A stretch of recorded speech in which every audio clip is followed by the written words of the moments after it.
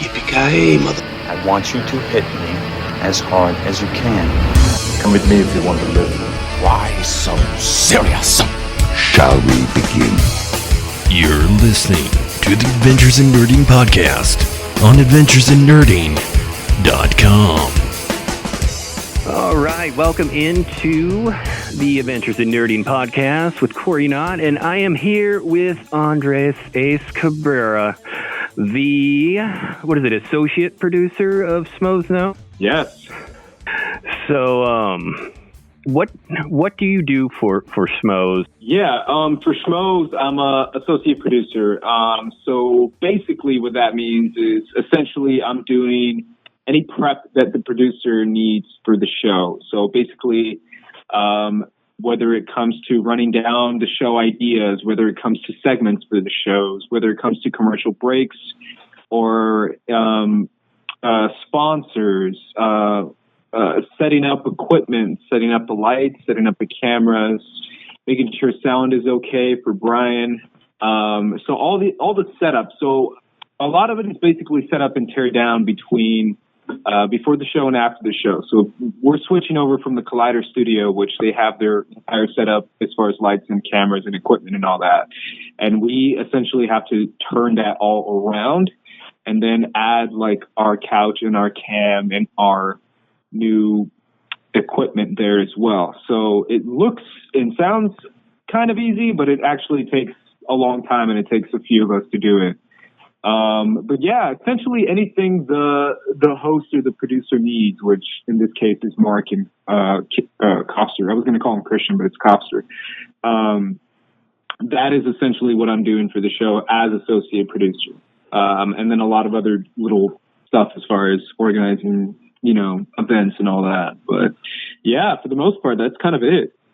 Yeah, people don't realize behind the mic or behind the camera how complicated things can be.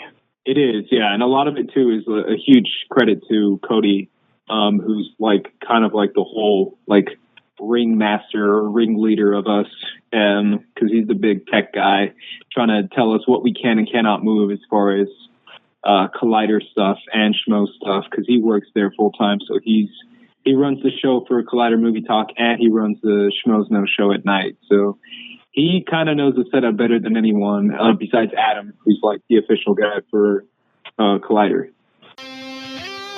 As the show is called Adventures in Nerding, and one of the things that I know you do, because you have a segment occasionally on the Schmoes Show with anime, is, of course, covering, anime films. Now, I was wondering, what pulled you into anime? Is there any particular property, any particular film or show? Yeah, I mean, obviously, when asking this question to a lot of people, you're going to get a similar response depending on who you're asking. But a lot of it, man, is honestly DBZ, Dragon Ball Z. That is the gateway drug of anime as far as people getting into anime in general. I remember watching DBZ when I was a kid because my cousins were really into it. And, as a kid, you're just like, that's a cartoon. You don't see it as Japanese property or anime, I guess is what, it's what it is. But it's basically, as a kid, to me, it was just a really cool cartoon. And the whole concept of DBZ, as far as these super powered, aliens from outer space, just having these epic 20 episode battles and, battling different aliens and trying to prove who's better and who's stronger and who's the best, and having crazy hair and, leveling up different levels as far as going Super Saiyan 1 and Super Saiyan 2 and all that. I mean, as a freaking 7-year-old kid, or 8-year-old, that's the coolest thing ever. So that is essentially what kind of got me into it. And then from there, kind of rediscovering it on my own has been, it was a lot of it was a recommendation from a friend of mine. His name is Eric Garcia. I'll give him a shout out. And he was kind of showing me different animes to get into as well, which, was Ghost in the Shell and other animes from the early 2000s era. And that's kind of what reignited my passion for it, because your show is called Adventures in Nerding, a very appropriate title for me, because essentially anything you can think of, dude. I was Spider-Man, Batman, comics, movies, TV, like anything that was freaking weird, I would watch. So anime was definitely one that started with DBZ and then just kind of evolved into an addition of something that I would put on to my, I'm going to read this comic book and then I'm going to watch this, anime and stuff like that. So, but yeah, honestly, DBZ was kind of what influenced me to really look into it. And then my friend Eric with his recommendations for what further animes to watch. Now, I'm a bit of an older person. I'm 36, but what got me into anime was Akira, and then later I started watching Bleach on Cartoon Network, and it's just so interesting. Oh yeah, dude! I'm sorry, man. I completely forgot about Toonami. How can you forget about that? That to me was huge. I mean, Gundam Wing and Bleach and Toonami was a huge influence because Cartoon Network would do their Saturday morning cartoon fun stuff, and then they would do their adult anime Cowboy Bebop type stuff. And I would totally watch that. To me, Toonami was such a huge influence for the American audience because it introduced anime to like an American audience, and it was like on primetime TV. So yeah, you reminded me. Sorry, I had to interrupt you. Oh, it's all good. You totally reminded me. Do you prefer direct translation, like reading subtitles, or do you watch the kind of the Americanized voiceovers? Yeah, this is the big debate between anime. Yeah, it's a huge debate. For me, it really depends on which anime. Again, I was thinking about it even today. Dragon Ball Z. I grew up watching Dragon Ball Z either in English or even in Spanish, because I remember watching it in South America. So for me, watching Dragon Ball Z in Japanese with the subtitles, it doesn't connect to me as well, but that's just because I grew up with it literally in English. And not just that, but it's an older anime.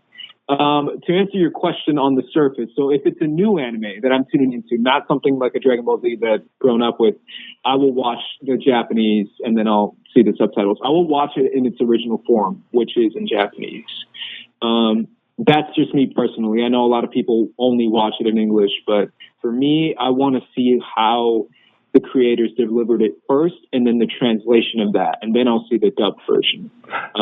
That's kind of how I do it usually. So. I haven't really cared until I turned on one and I accidentally had it. It was in English, the English voiceovers, but I also had English subtitles, but it was the subtitles were coming from the Japanese version. So it was a Japanese to English translation. So it's not completely different, but there are slight, changes. Yeah. Yeah, there is. You can see. Rewatching animes when you watch it in English. When you watch it in Japanese and then you watch it in English, you could see the differences. And to me, that's huge because you're like, whoa. Like if the original artist intended for this to be said, and then the dubbed version says something else, and I'm not cool with that at all. I want to see what the creators wanted them to say. So that's why I usually go with subbed over dubbed, especially if it's my first time watching it. So now, is there a particular movie, we've talked about Dragon Ball Z and stuff like that, anything modern that came out in the past few years that you've watched that stands out in your mind? Oh, obviously the 1995 Ghost in the Shell. I can go on about that. They did some spin-off movies as well, which I think are actually pretty good. Anything, dude, honestly, Studio Ghibli or Ghibli, or however you want to pronounce it, I think they released some great stuff. But I like anime that delivers something different, like Perfect Blue. Have you seen Perfect Blue? No, I'm behind. I still need to see Attack on Titan. Yeah, you got to see Attack on Titan. It's great. Perfect Blue is one of those animes that's definitely an art piece. It's one of those things where you're just taken in by the artwork of it and by everything being so different and unique. And that's what makes, to me, that's the greatest part of anime, is that anime is not only a story, but it's a story being told with very distinctive artistic reasons, right? So as an artist who creates these, animated images, they're telling you they're influencing you how to feel based on the placement of the artwork and the timing of it. So it's one of those things where how long do you hold on to a shot, right? It's very much like a class in cinematography, where that's why a lot of DPs in Hollywood today reference a ton of anime, because they see, you know, the shots in different images of anime, and that's kind of what influenced the DP of The Matrix for Ghost in the Shell. He took a lot from manga and anime, and was just so fascinated with the crazy shots they do, and that to me is like the best part. And Perfect Blue is like an entire film on that. It's almost every shot is just amazing and just jaw dropping. So that's one for sure. That is.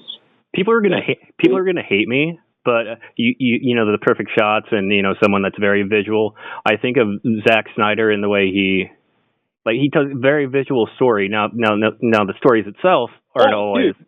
Zack Snyder, to me, he gets a lot of crap, but Zack Snyder's DP, who I feel like doesn't get enough credit, you know, his cinematographer or his, you know, director of photography, that guy is a beast. His name is Larry, I think it's Larry Fong or Larry Wong.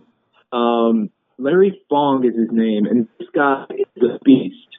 He recently did Kong Skull Island, and if, you know, when I was talking about Kong Skull Island on another podcast, I said the best part of the movie is the visuals, is the DP, because he has fun with that movie.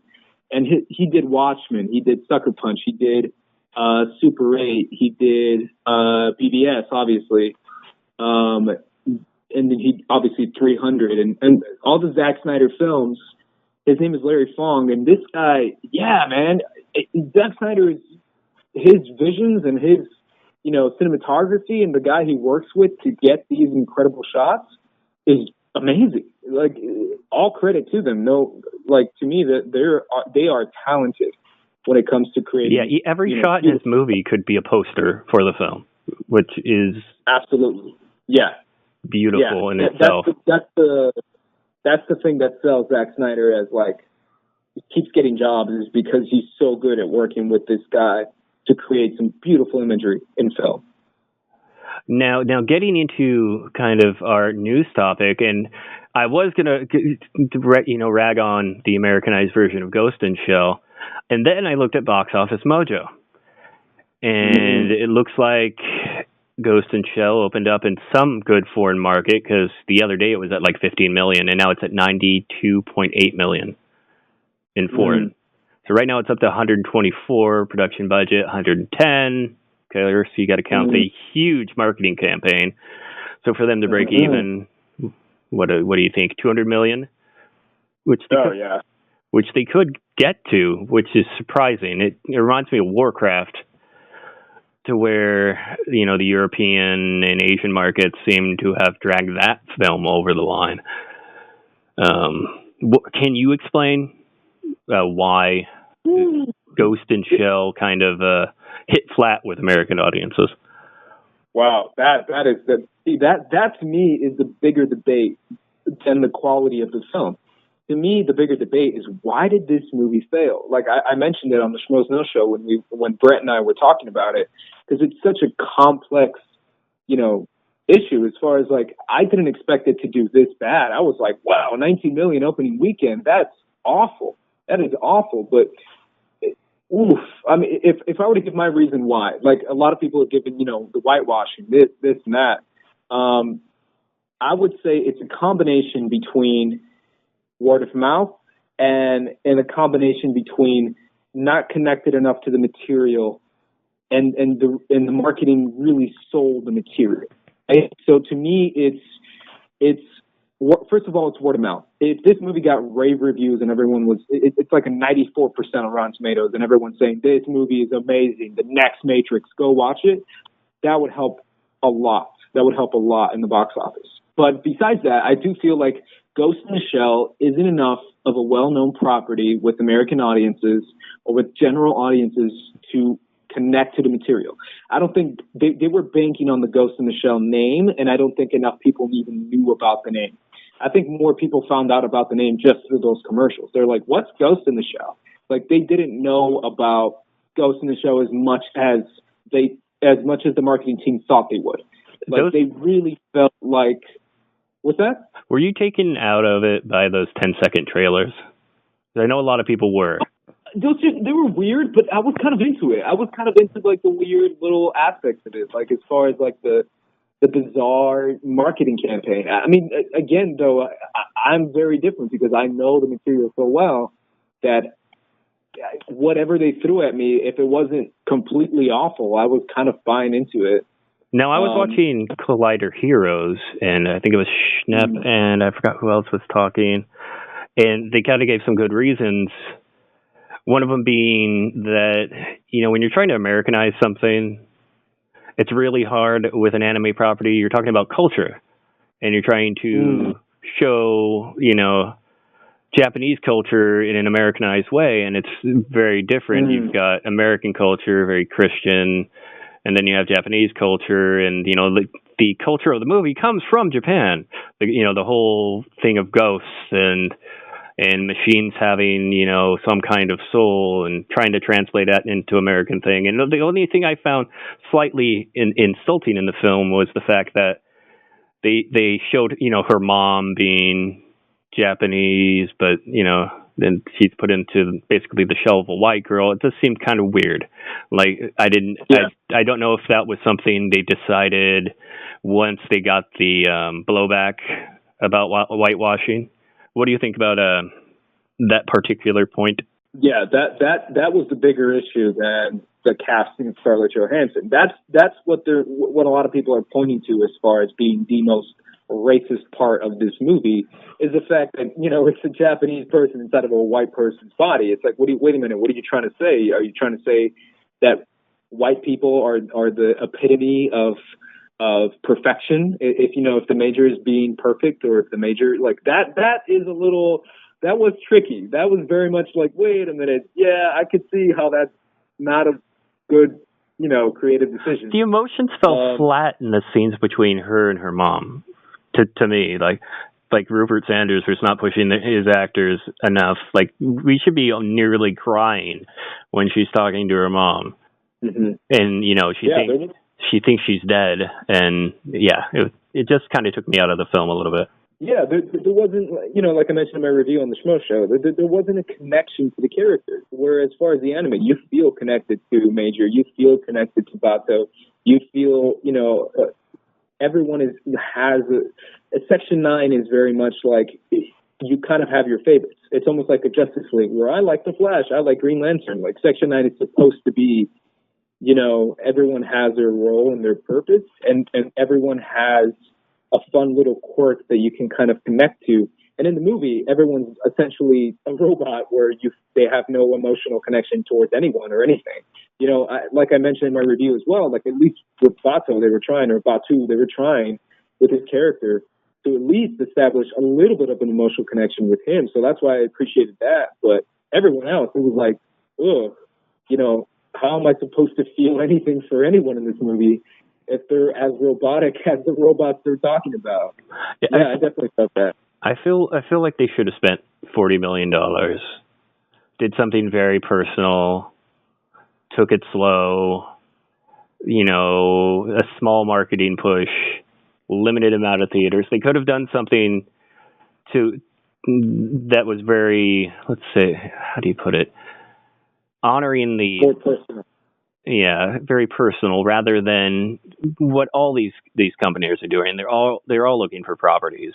When they do the video game movies, they throw $100 million at something. You know, anime movies throwing $100 million at it. When people, you know, they live in their world where, you know, Ghost in the Shell is big to them. You know, Doom is big to them. You know, World of Warcraft is big to them. So they think, okay, so other people will be into it. Let's throw a huge budget at it. When in reality, you got to earn people's trust, and they got to get to know the properties. And it seems like there's way too much money being thrown at these properties that, you know, there's a small segment that knows it well and is willing to go out, but everyone else, you know, they want a good movie first, which is something the DC people should probably learn. Oh yeah, I mean, don't get me started on Warner Brothers. But yeah, it's tricky as far as studio investment in movies and all that. Something that, because I work in production full time as well, I see how much money they're willing to put in certain things. And as someone who I saw Rupert Sanders give like his little speech because I was at the fan event. So Rupert was there and he was talking about how this whole thing got started. And he mentioned how Spielberg actually had the rights to make the film. And he called up Rupert because he knew Rupert was like a huge fan of it. And Rupert kind of pitched his version of the movie. And to make a counterpoint to what you were saying, which I agree with, to play devil's advocate, I would say he really did felt, Rupert Sanders felt like this was the next big thing. He felt like you just said, if he's a huge fan of it, everyone's a huge fan of it, and it's going to be the best thing ever. Like if you don't invest at least $100 million in this movie, you're missing out on a huge opportunity for a franchise. That's probably his pitch I'm assuming, to Paramount. I'm assuming his pitch was like, hey guys, give me $100 million, and I'm telling you, this thing's going to be awesome. And obviously it didn't work out. But yeah, a lot of it is investment, how much the studios are willing to spend, and then how much they're willing to give creative direction as far as the director, and that's always a tricky thing. But with this film, I almost feel like it was more. I feel like they gave a lot of freedom to Rupert, and that's kind of what he gave.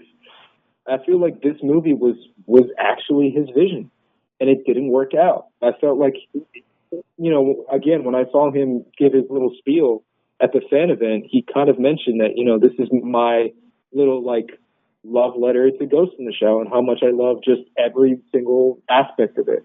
And that didn't work out too well. As a fan of it, I appreciated, his shout outs to the series of Standalone Complex and, even Innocence and other movies that people aren't as, fans of as much as the 1995 film.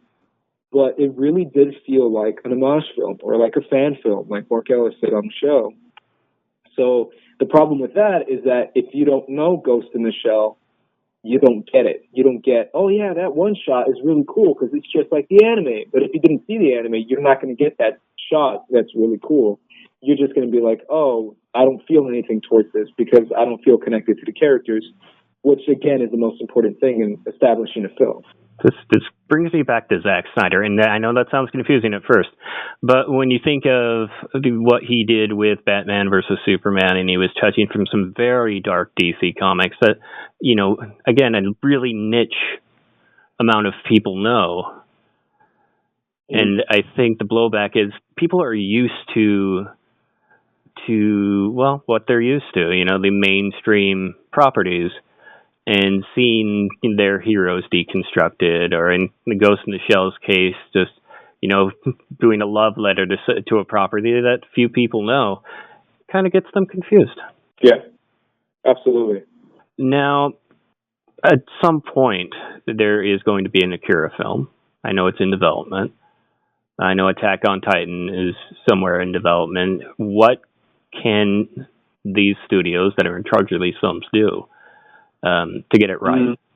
It's I'm gonna quote Christian Harloff here, but just make a good movie.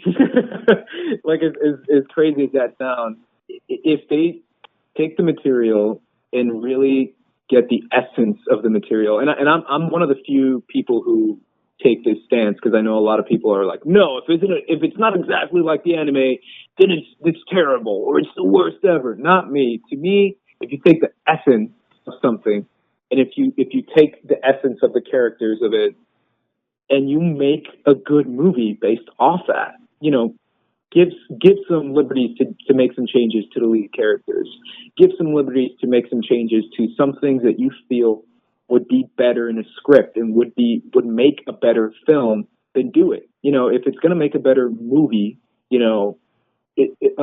American Hollywood movie, then do that. And that is what's going to make people start to appreciate it, even the anime fans, because I do feel like they would be the harshest critics as far as making changes to Akira, which is perfection, right? So how do you change perfect?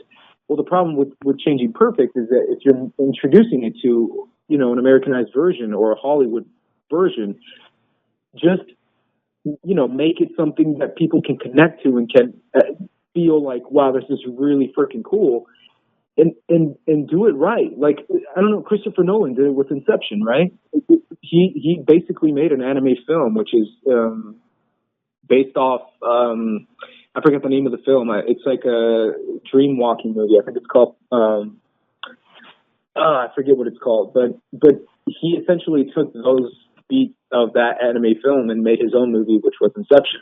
And we've seen the Wachowskis do it with The Matrix. That is, they made their own Ghost in the Shell. And I'm not saying to, be that, far away from the original film or the original content. But what I'm saying is that set out to first make a good movie, then work your way backwards to point back to the original anime. I think that is the best way to do it. And try your best to realize that you're working with a Japanese content. And no matter what you do, there's so many people who work in Hollywood that are Asian and that are Japanese. You have an infinite pool of talent. Take advantage of that talent. Don't focus so much on trying to bank on a star, and focus more on the story and then add the talent that works with the story. Because to me, the biggest pitch of using Scarlett Johansson was that she's gonna sell this movie. We want to use a Japanese actor, but unfortunately, we have to use Scarlett Johansson because she's gonna sell this movie. And ironically enough, that hurt their box office. If they would have cast a Japanese actor, it would have helped them. A lot of people were thrown off by that. So I thought it was kind of funny how they're banking on Scarlett Johansson selling this movie, and she kind of did the opposite. She pulled people away from the movie. I am so confused, and just to interrupt for a second, I am so confused by the numbers on this film. Literally domestically, of course, bombed 31 million. Foreign at $92 million. Is it are foreign audiences just simpler in taste, or I guess culturally different, of course, but I can't explain that, especially with like World of Warcraft, which I keep coming back to, how that dragged that movie over the line. Can you explain how foreign audiences seem to be picking up on this property much better than the American one? A lot of it's China too. I mean, I don't know if China's in that. Are they in? Do you know if they're? I'm not sure. I know I think they got a release in China, but I don't have the. Because China is the one that is pulling these properties and just making them sequels. China is the one that helped Pacific Rim, basically get a sequel. And same with World of Warcraft. China is the one that kind of pulled them over to make actually kind of good money worldwide. The thing with the Chinese audience is that they are absolutely fascinated with visuals. To them, visual effects and CGI and everything that, the kind of stuff that we don't like, because I prefer practical effects and less CGI, but the over-the-top crazy CGI is what China loves. They love that stuff, which is why a lot of the Transformers movies they're still making them, because China is buying into it, because they love crazy visuals. And that's what helped him with World of Warcraft, and that's what helped him with Pacific Rim, which has insane, visuals. And Ghost in the Shell, guess what? Best part of the movie is the visuals. It looks amazing. The CGI in that movie is stunning to me. I mean, a lot of people might have not liked it, but to me, visually, the movie's amazing. And if China is going to support a movie that they think looks really freaking cool, and I know that's such a simplified way of looking at it, but looking at the Chinese box office, that's usually what they go for. Just to kind of close things out with Ghost in Shell, I know your review, but kind of digging deeper into the property, what went right with this film? Because, a lot of people are going to say what went wrong. I mean, we've been discussing what went wrong, but what went right?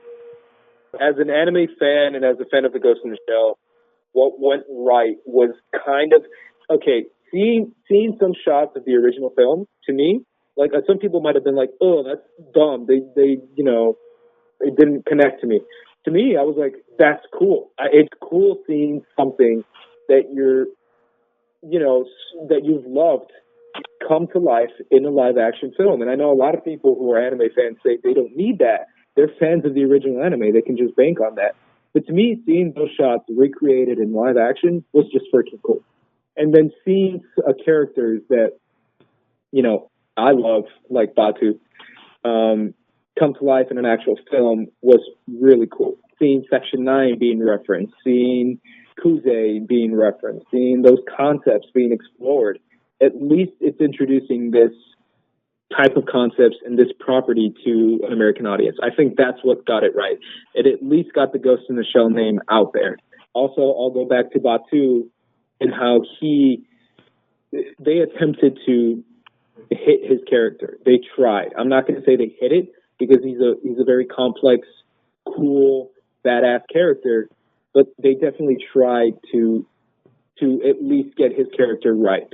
You could tell that the script or the writers or the director was at least being like, well, let's give him a little moment here and a little moment there. This nice shot when he's hanging out with his dog and just chilling. Like you can just get a little bit of who he is as a person. And because in the anime and in Standalone Complex, they explore it quite a bit more. And he's one of, like I said on the show, he's one of the best anime characters I know of. I'm very keen on him. I think he's cool. So those two things for me were the best part of the film. I mean, besides the visuals, obviously, but introducing type of concepts to the American audience. Now, just to pose this question to you, what will have a huge hit first? Anime films or a video game adaptation? In terms of live action. Ooh, that's a tough one. I'm going to take video games. The reason why is because again, I'll go back to an American audience is more accustomed to it, right? Whereas, like, a lot of video game properties are also Japanese properties, which is kind of ironic. But American audiences, it has a little bit more brand recognition than anime. A lot more, actually, if you think about it. So, something like a Call of Duty or something like a Halo or something like, whatever may be in production now, has more brand recognition than something like an Akira or Ghost in the Shell. Like it just does. Like Akira sounds huge to anime fans. They're like, well, everyone knows what that is, or everyone knows what Attack on Titan is. But if I ask some other people, hey, Attack on Titan or Akira, they'd be like, huh? But if I say Call of Duty, they'll be like, oh, of course, Call of Duty. Yeah, everyone's played Call of Duty, or everyone's played Halo. So I would say video game film. Are you saying as far as like box office wise, or as far as quality wise as well? I think it's a combination of both, and we haven't really seen a great adaptation of either that has touched those two spectrums of being a good film and being a box office hit. That's a good point. Yeah, I think video games have more stuff in production and have more brand recognition and have more opportunities to make a good film. Not that anime adaptations won't, do that, but also, too, the fact is, video game fans are a little bit more, I'm throwing shade towards anime fans, but it's true. Anime fans are just really tough. Like, no matter what you do, they're not going to be too happy. Like, most anime fans don't want Hollywood adaptations of their favorite films. Like, if you ask an Emma Fife, she doesn't want an adaptation of any anime. Like, they don't want it. I'm the kind of person who I'm optimistic. I want to see, my favorite anime characters on live action screen. I think that's such a cool, opportunity. But other anime fans and most anime fans don't even want Hollywood to touch these films. So if they're not going to support it, that's already a loss there. Whereas video game fans, they're like, oh, dude, make a movie. That's the biggest comment section you'll see on a video game trailer or anything. Now, this is kind of putting you on the spot, but do you think there's a director out there, could you name one, that could do it right? As far as like an anime film? Yeah, as far as an anime film. Is there a director out there that you think could do it? I already mentioned one of my favorite directors who I think kind of already did it, Christopher Nolan. He did Inception to me as an anime film. That's like, I think it's called Paprika, which is like this dream, entering people's dreams and taking things out of people's dreams. That's an anime film already, and he kind of adapted that to make Inception. Christopher Nolan is one of my favorites. Who's another favorite director of mine? They mentioned, it's funny because they mentioned Jordan Peele for an Akira film. I think he would do a good job. I think Jordan brings what he did with Get Out was just so cool and original and fun, and in a way, sci-fi mixed with horror. I think he can do a good job as well, and I'm sure I'm missing out on a lot of other directors who can do a good job. But obviously, to me, like someone like a Nolan could kill it. Yeah. I'm thinking Spielberg, but I don't know. I don't know if you'd necessarily want to. Yeah, Spielberg's obviously the obvious choice for most of these. Like, he was the one who had Ghost in the Shell. He was, he had the property attached to himself and his name, and he gave it to Rupert because he was just too busy with other stuff he's doing. But yeah, I mean, Spielberg could kill it, man. He's a talented guy. He can do some big budget, fun stuff. Maybe even a Guillermo del Toro. After seeing Pacific Rim, I want to see Guillermo tackle, like this crazy, huge anime film. I think that'd be fun. I think he's a talented guy for sure. Now, Mr. Del Toro, did he get dropped from Pacific Rim too, or did he just leave it? He was actually trying to do another film of his that was a much smaller film called Shape of Water, and they kind of gave him a choice between getting everything together for Pacific Rim 2, or making his film a much smaller, more personal film called Shape of Water, and he chose his other film, Shape of Water, over Pacific Rim 2, but he wanted to leave it in the right hands, which is why he chose, I forget the guy's name, but Stephen the Knight, or something like that, for Pacific Rim 2. But yeah, he was basically given the choice between waiting longer to do Pacific Rim 2 or doing Shape of Water, and he was like, no, I'm not going to wait. I just want to make this movie now. Del Toro's a great choice to adapt an anime film. Pan's Labyrinth was so awesome. Yeah. I mean, Pan's Labyrinth is, people consider it one of the greatest movies ever. And he's a very passionate, fun filmmaker. So you can make a good movie based off that.